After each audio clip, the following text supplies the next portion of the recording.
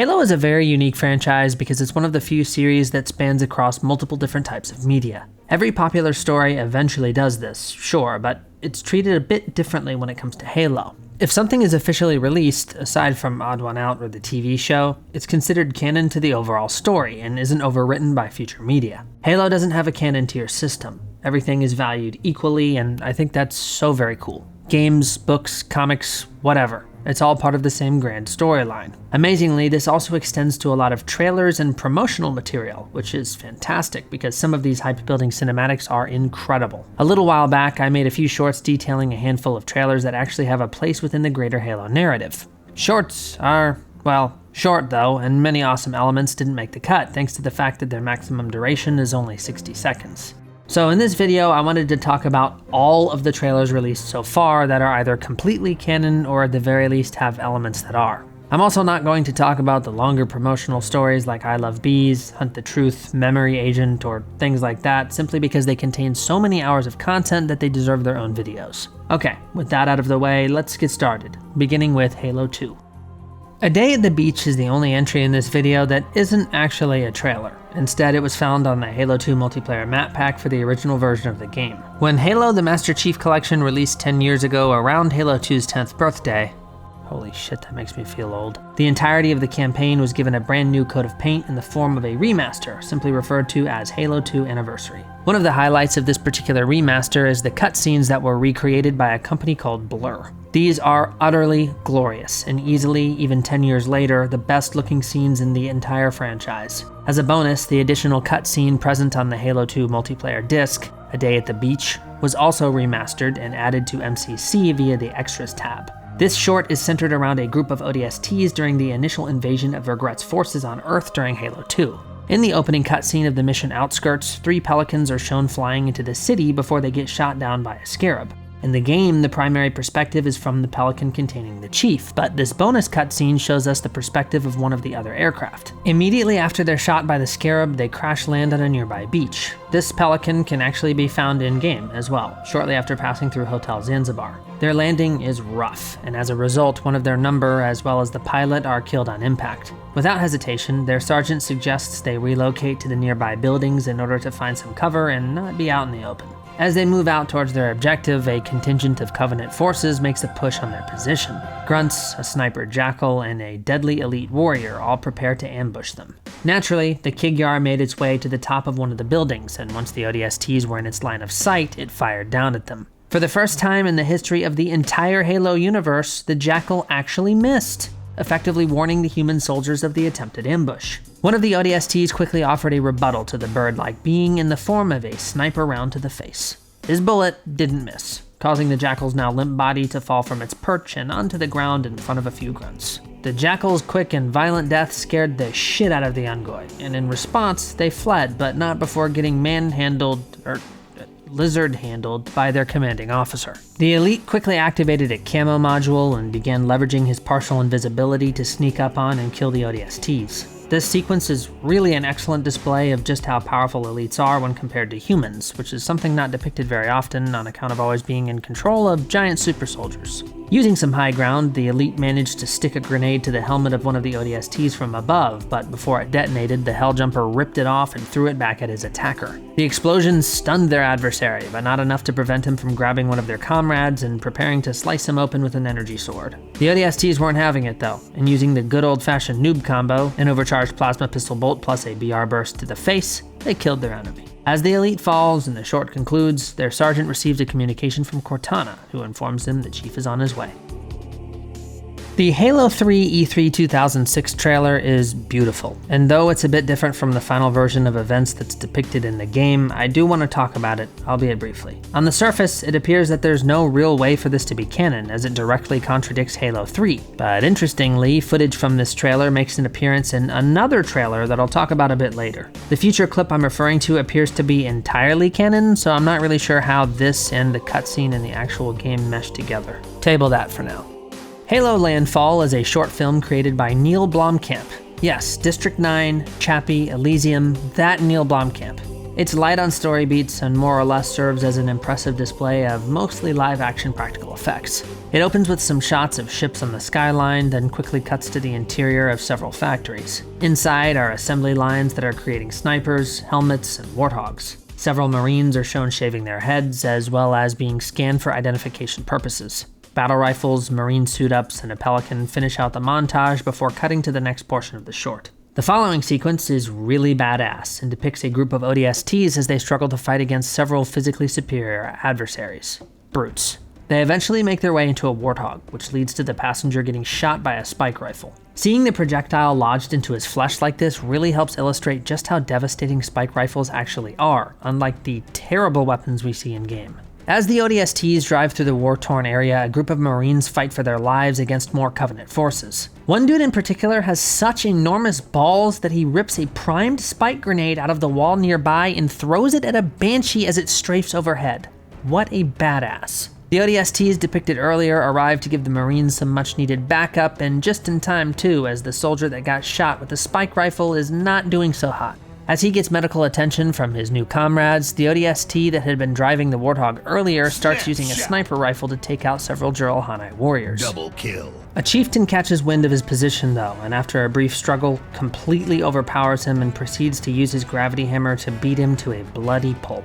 Meanwhile, one Marine removes the spike from the other ODST, another hops on the Warthog turret to gun down some more brutes, and a third soldier literally gets pinned to the wall by spikes but keeps fighting regardless. All the while, the remaining ODST uses some kind of target designator to tag the chief's location as he falls out of the sky. This was their entire goal: determine where Chief was going to land so that he could be retrieved in the beginning of Halo 3. With that done, the surviving soldiers begin falling back, but one is hit and killed by a Banshee. The others make their way into a nearby building, the brute chieftain that killed the ODST earlier hot on their heels. Once inside, the surviving Helljumper turns to face the behemoth and stops it short by firing a rocket straight into the monster's chest, thus concluding Landfall. What a badass sequence of events.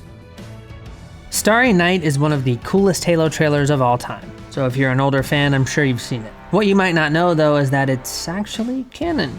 Well, part of it at least. The entire beginning section shows John on his homeworld of Eridanis 2 as he contemplates existence and life on other planets alongside a childhood friend. This girl would eventually get an official name and even reappeared in the audio drama I mentioned earlier, Hunt the Truth. Ellie Bloom would later recall memories of John quite fondly in the audio series, further cementing this aspect of the trailer into the overall narrative of the Halo universe. After a few moments, the serene grassy field cuts to the Chief's helmet, which has seemingly been somehow knocked off of his head in battle.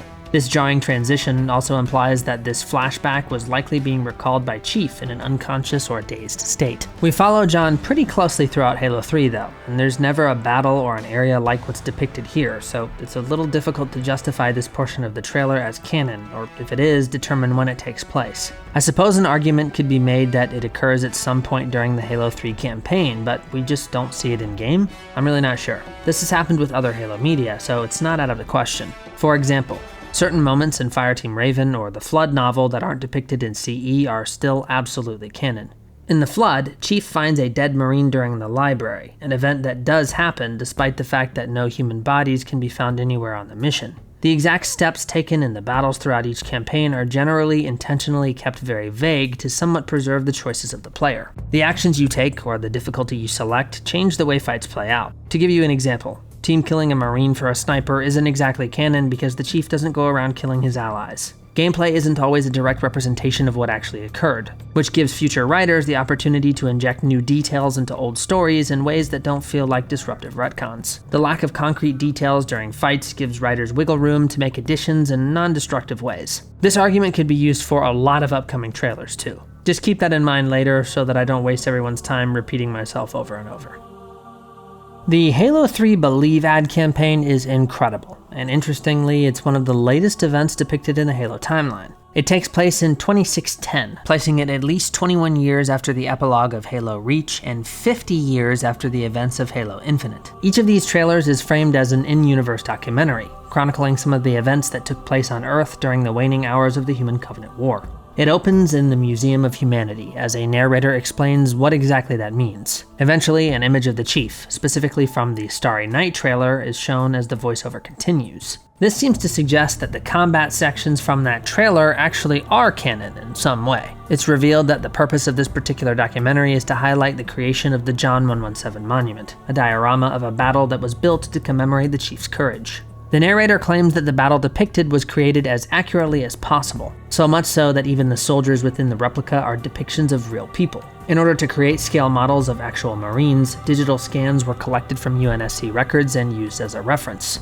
The artists behind the monument's creation then proceeded to carve out each figure by hand. The narrator also claims that the landscape itself is based on topographical scans from the area where the battle occurred. That seems to be true too, as this section looks a lot like the area Landfall took place in. The artists also collected architectural blueprints of all of the damaged buildings in the area so that they could rebuild them and then destroy them, ensuring absolute historical accuracy. Covenant corpses and weapon specs recovered after the battles served as blueprints for the diorama as well. Once each individual was made, the battle scene really begins to take shape, but before revealing too much of it, the narrator thinks back to the Chief and how he served as a beacon of hope for all of humanity during those times. An image of John from the Halo 3 campaign is displayed, likely taken by a Marine or someone that fought alongside him during the events of the game. In the next sections, the narrator interviews several ex-Marines as they recall personal anecdotes of the battles in their youth, as well as the hope and strength that Chief brought them on the battlefield. They recall what they were doing, what it was like, and so on. A few interviews take place on some of these old battlegrounds as well. The common through line in each of these stories is that the Chief served as a guiding light of hope for each of them. The narrator asks one of the men where Master Chief's grave is, but the Marine simply states that no one really knows. He references a ceremony that was held 5 years ago as a symbolic gesture. There was no body. This is pretty weird when you consider this is taking place so long after Halo Infinite. What happens to Chief between then and now that makes everyone think he's dead? At that point though, he probably should be dead. He was born in 2511, so if he was still alive, he'd be 99 years old at this point. Granted, he's spent a considerable amount of time in cryo, but well, I think you get the idea. The Marine then explains that Spartans weren't ever listed as KIA, only MIA, in order to preserve the idea that they were unkillable. The final bit of the ad campaign that I want to talk about shows the diorama in its totality. The camera pans through the battle, which is essentially frozen in time. Beautiful piano plays as we see Marines struggling against the Covenant. It's all very evocative. Eventually, the camera moves towards the Chief, who's being held in the air by a brute. It zooms towards him, revealing a sticky grenade in his hand. The device begins to glow before the camera cuts to his face, his helmet rising to make eye contact with the viewer, the only piece of the entire diorama that actually moves. It cuts to black and ends on the word believe. Seriously, if you've never seen any of this, you need to look it up. It's absolutely incredible. Recon is interesting because it served as a trailer for ODST before it was actually called Halo 3 ODST. Instead, it was going to be called Halo 3 Recon. There's not much to say about this particular trailer. It depicts the destruction of New Mombasa as Regret initiates a slip-space jump that carries him away from Earth. Different angles of the city are shown from the eyes of Virgil, the city's AI superintendent. Nothing new really happens, but we do get to see the rookie's landing and eventually departure from his pod from a different perspective. There's no new story beats to discuss, but it's still very cool nonetheless.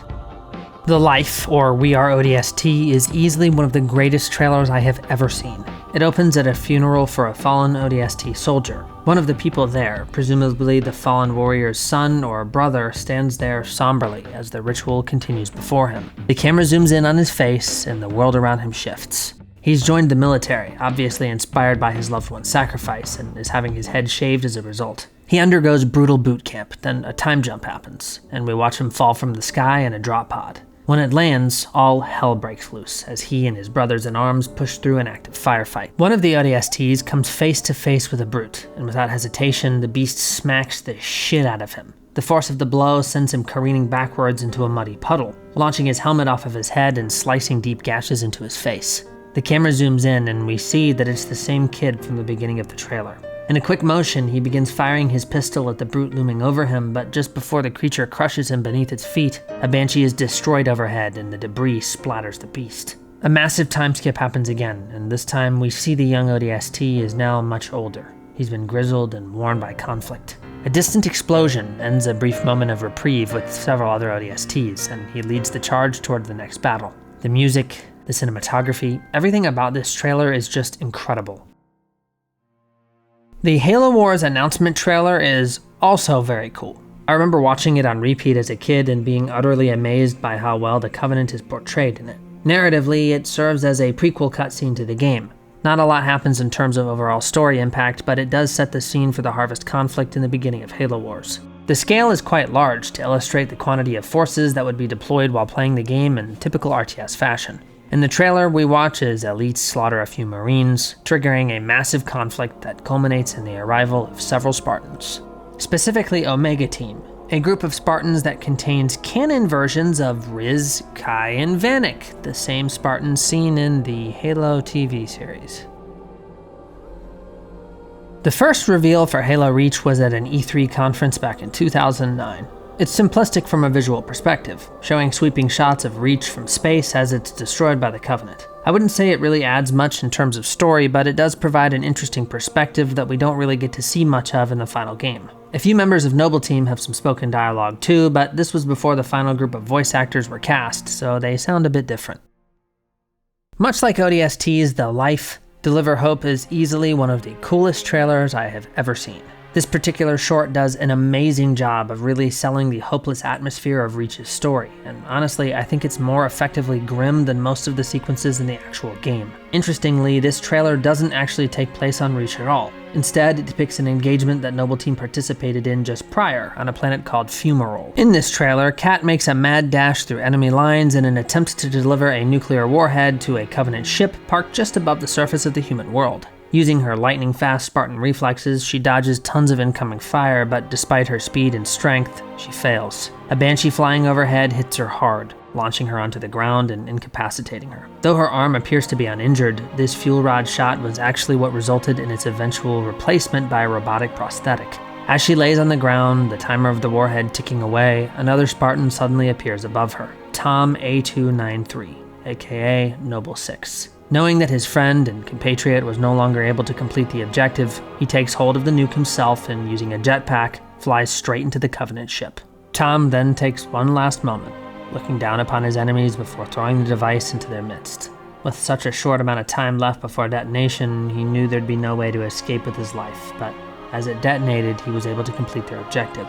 Do you remember how, in the beginning of Halo Reach, Noble 6 is referred to as their new number 6? Now you know why. Tom was their 6 before his heroic self-sacrifice. Why are all these goddamn trailers so sad? I've almost cried like 10 times while making this stupid video.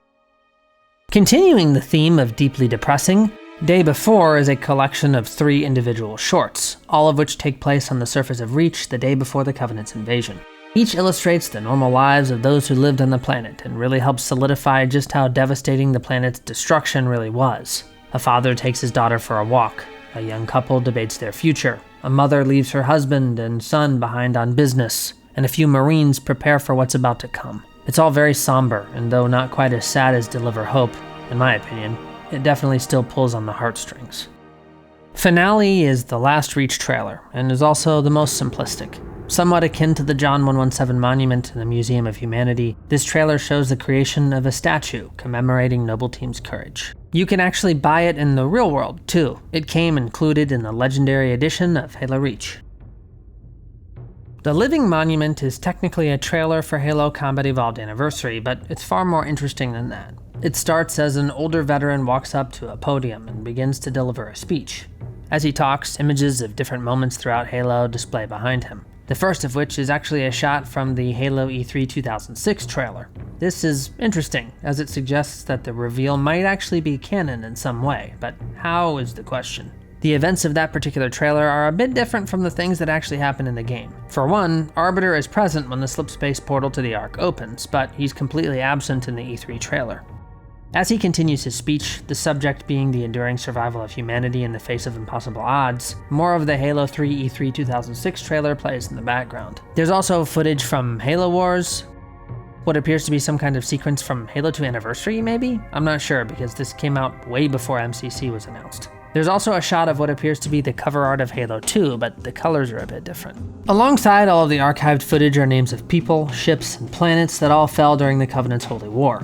The speaker even name drops the Flood in a public scenario, which is interesting because most information about them was kept pretty classified. More clips from Halo Wars, as well as a brief shot of the rookie from the Recon trailer, continue to play behind him. The commander explains to the crowd that today is the day that they launched the living monument, but the trailer doesn't really make it clear what that means. More footage plays on the screen behind him. This time it's shots from Halo 3 of the Chief, as well as Noble 6, before the angle changes and Johnson's name is displayed in the list of those who have fallen. All in all, it's a great trailer, and is packed to the brim with cool little Easter eggs and nods to other parts of the Halo universe. The commissioning is extremely similar to the Living Monument at first, opening with someone delivering a speech to a group of people. This time, though, the subject of conversation is the UNSC Infinity and its purpose among the stars. As the speaker continues talking, clips of the Infinity as it discovers Requiem and is subsequently sucked into the SHIELD world's interior are shown. It's a pretty cool perspective that we don't get to see in the game, and does a good job of showing just how chaotic and deadly their arrival actually was. Scanned is another weird trailer that can't be entirely canon, as it depicts the Chief being held against his will by the Didact, an event that never happened quite in the way that is shown here.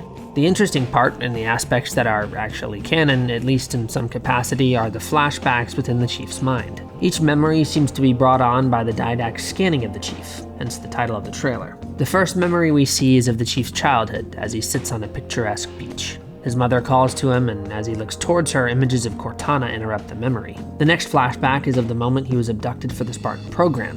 ONI agents carry him out of his bedroom and replace him with a Flash clone. The next sequence is a moment just prior to their augmentations, quickly followed by watching one of his Spartan 2 compatriots die from the surgical procedures. After that, we see him rise from a hospital bed, clearly having just finished the horrific surgeries that just killed many of his brothers and sisters. His body shakes as he looks to the deep cuts on his arms and hands. Another flashback occurs, showing Chief as he equips a variant of Mjolnir armor, though when this would be taking place is unclear, considering it's the suit he used during Halo 4, a set of armor that he didn't remove until after the events of the game. The final memory is of a time when he absolutely destroyed a group of Promethean Knights. I'm not really sure when this could take place either. As it concludes, his mind is brought back to the present. The Didact approaches him, and the short ends. I really don't know how the moments where he's being held by the Didact could possibly be justified as canon, but I'm fairly confident the flashbacks at least are. The Halo on Xbox One trailer is pretty infamous, thanks to Poncho Chief and just how different it actually was compared to what we finally saw in Halo 5. That being said, I still think it's a great trailer, and I wish what we actually got was even marginally more like this. I even have a Poncho Chief action figure. Isn't that so cool? The only reason I'm including this is because footage from it is used in the next trailer, which seems to be at least somewhat canon? I'm not sure. Which brings me to the Halo the Master Chief Collection trailer from E3 2014. Once again, this piece of promotional material really is excellent, serving as a teaser for the Master Chief Collection and Halo 5 simultaneously.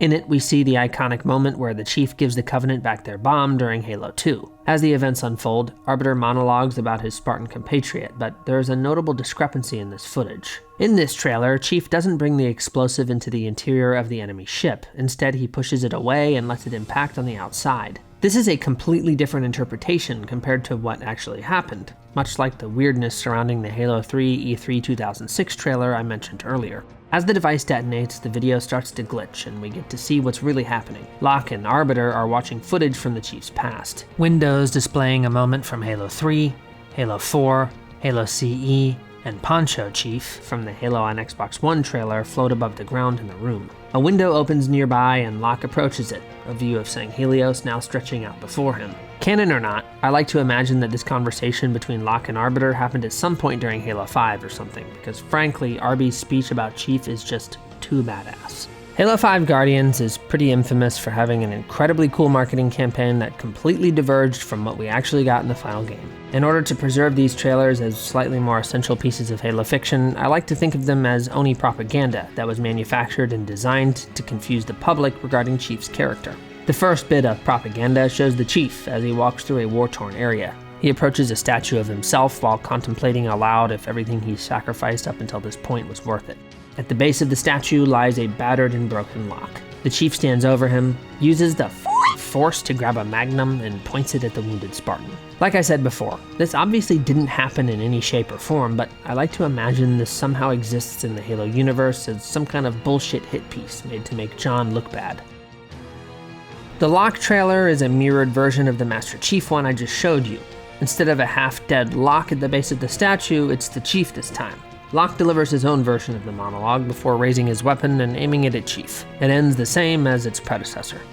Man, these still give me chills.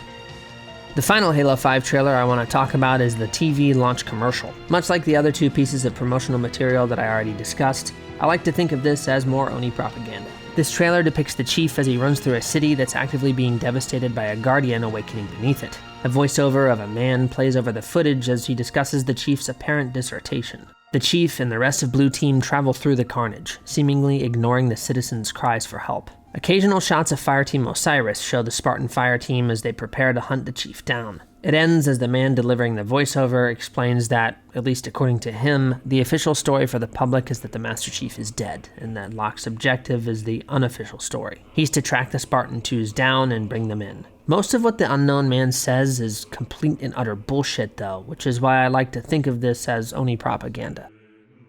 Speaking of propaganda, this is the perfect time to introduce the next series of trailers, the ONI Archives, which are literally confirmed to be propaganda by their own self-contained narrative. Noble Endeavors, Conflict Evolved, Changing Tides, Allied Forces, Helljumpers, and Reclaiming Our Place were all created as marketing for the release of MCC on PC. Each trailer is a montage of events from the game it's meant to be teasing, accompanied by a voiceover of a man who turns out to be an ONI operative. Each of these shorts is meant to represent an in-universe explanation for the people of the Halo universe regarding what happened during the events of each game. Noble Endeavors covers Reach, Conflict Evolved details CE, Changing Tides explains Halo 2, Allied Forces delves into Halo 3, Helljumpers discusses ODST, and Reclaiming Our Past explains Halo 4. The first ONI archive, Noble Endeavors, begins with the ONI agent explaining the purpose of the trailers. Their goal is to share information with the public regarding the Spartan program and use these informational videos to help shape the narrative in their favor. All it really does is set the scene for the beginning of Halo Reach, and even goes into great detail regarding the events pictured in Deliver Hope.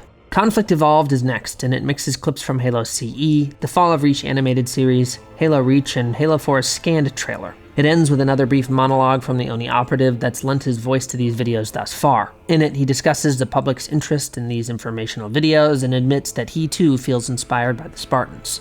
Things start to get a bit more interesting with the conclusion of Changing Tides, the video meant to promote Halo 2. At the end, the narrator has a discussion with another person, but their voice is unintelligible, preventing any real understanding of the topic of conversation. Next is Allied Forces, meant to promote Halo 3. It ends with another bit of conversation between the narrator and another person, discussing some kind of potential problem, but the details still remain quite vague. ODST was next to release on PC, and with it came the release of Helljumpers. It uses footage from several interesting sources, most notably A Day at the Beach, Halo Fireteam Raven, and The Life. Once it concludes, another conversation is heard, this time between the ONI narrator and someone who's masking their voice. The other individual asks the narrator where he acquired something, but once again, what exactly he's referring to is still unclear. Reclaiming Our Place is the final trailer and was released to promote Halo 4.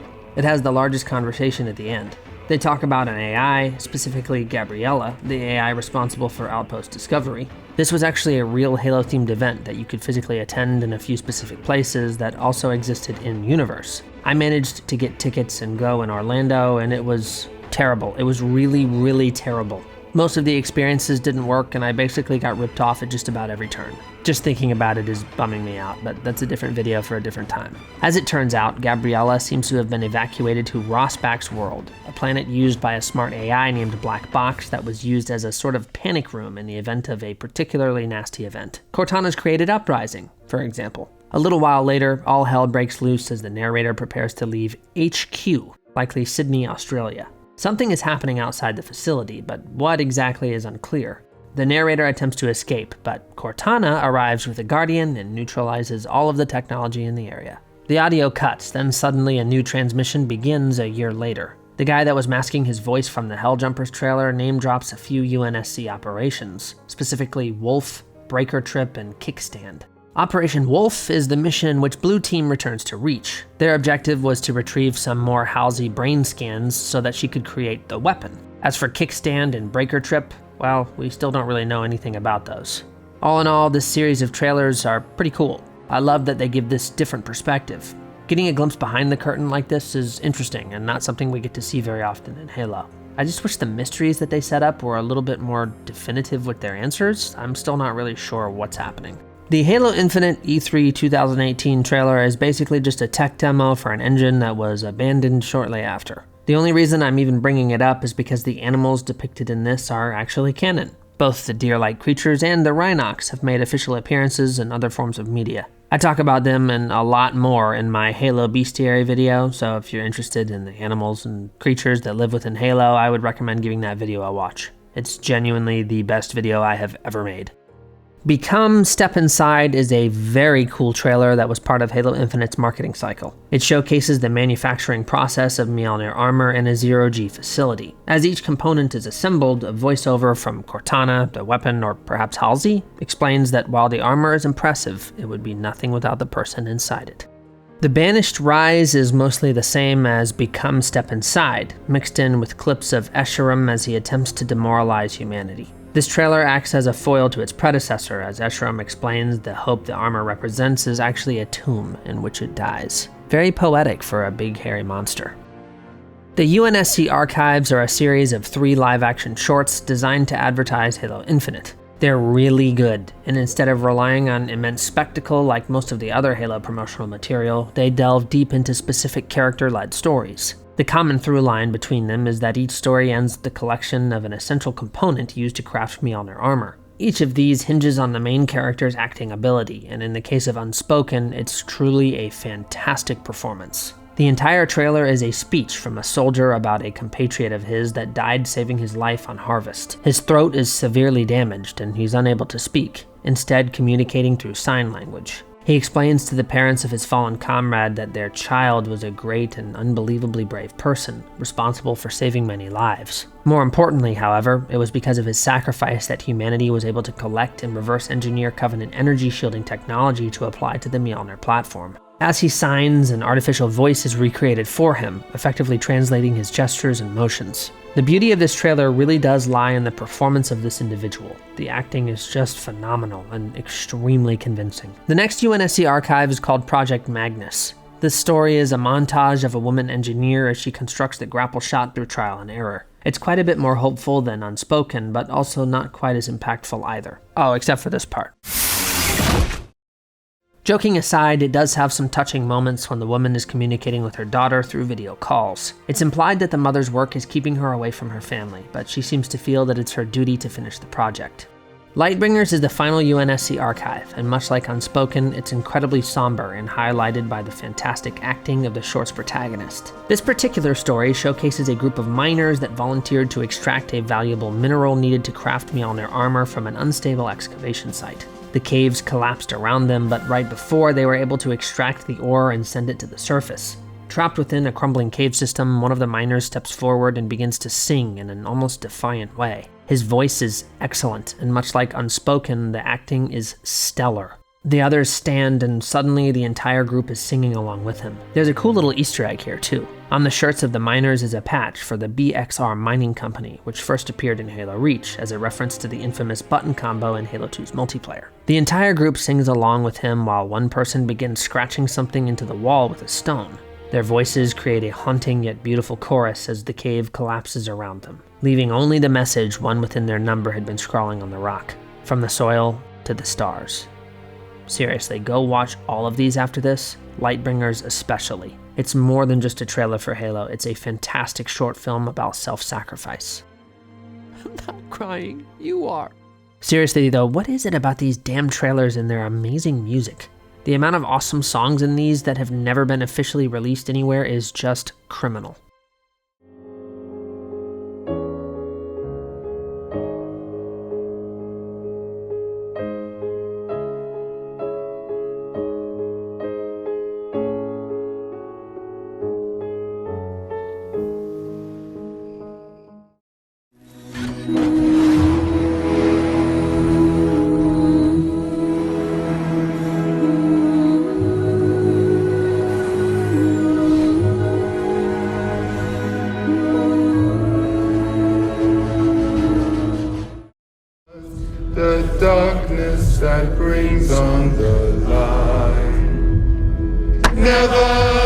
became what he already was, the darkness that brings on the light. The final trailer is called Forever We Fight, and fortunately, it's a bit less depressing and more inspiring instead. It begins in what appears to be humanity's ancient past, as a young boy awakes in the night to see he, his loved one, and his flock of sheep are about to be attacked by hyenas. The perspective suddenly shifts to a somewhat more modern war zone as two men run through explosions and into the safe haven of a nearby home. One man is severely injured and in desperate need of medical attention, but the impending siege from outside is bearing down upon them. In order to help one man while he aids the other, a woman picks up a rifle and braces herself at a window, preparing herself for the coming fight. The next sequence takes place in an ocean as what appears to be a rescue operation is taking place. There seems to be a falcon with an unusual design struggling to stay in the air above them. The next sequence shows a woman in a spacecraft as she prepares to test a Shaw Fujikawa translite engine, the technology that enables characters in the Halo universe to travel at faster than light speeds. As she flies into a slipspace rift, the perspective changes again as we watch a Hornet crash onto a field. A Marine runs toward it and begins pulling his compatriot from the burning wreckage, slipping away just as it explodes. Suddenly, we see the Master Chief as he engages in a battle on Zeta Halo. It then cycles back to the kid from the beginning, the woman with the rifle, the space flight, the water rescue, and back to the Chief, as each of them pushes forward into the fray, despite the odds stacked against them. It's a very pro-human trailer, and honestly, I'm all for it. Totally badass, if you ask me. I highly recommend that you watch all of these yourself if you haven't already. They're absolutely worth your time. I went ahead and curated a playlist that contains them all just to make it easier for you. The link is in the description. Thanks so much for watching. This is the part where I ask you to subscribe, click the bell for notifications, and all of that other stuff. Other than that, that's all I've got for now. So if you'll excuse me, I'm gonna go play some Halo.